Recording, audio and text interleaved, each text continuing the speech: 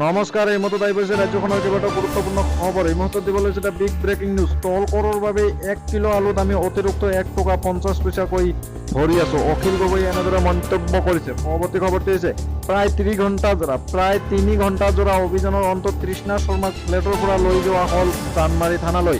সংবাদ মাধ্যমৰ আগত মুখ খোলাৰ পৰা বিৰত থাকিল ধৃত তৃষ্ণা। প্ৰায় 3 ঘণ্টা জোৰা অভিযানৰ অন্তত তৃষ্ণা শৰ্মাক ফ্লেটৰ পৰা লৈ যোৱা হ'ল চান্দমাৰী থানালৈ। পৰৱৰ্তী খবৰটি হৈছে বিজেপিয়ে অসমবাসীক দুটা বস্তু দিছে। এটা টোল গেট, আনটো হিন্দু মুছলমানৰ মাজত কাজিয়া।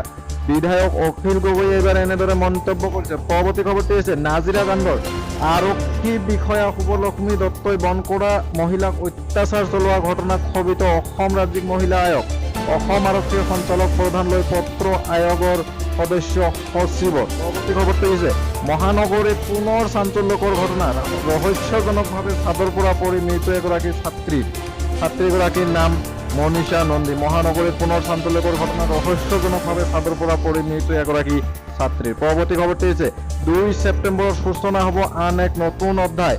সূৰ্যৰ বিষয়ে নিৰীক্ষণৰ বাবে উৎক্ষেপণ কৰিব Aditya L1।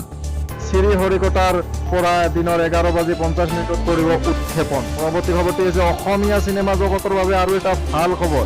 Chicago south Asian চলচ্চিত্ৰ মহোৎসৱলৈ নিৰ্বাচিত ৰূপজ্যোতি বৰঠাকুৰ পৰিচালিত ছবি সত্য দা ট্ৰুথ। বন্ধুসকল, ভিডিঅ'বিলাক অলপ ভাল লাগিলে আপোনালোকে চেনেলটো ছাবস্ক্ৰাইব কৰি ভিডিঅ'টিত এটা লাইক কৰি দিব।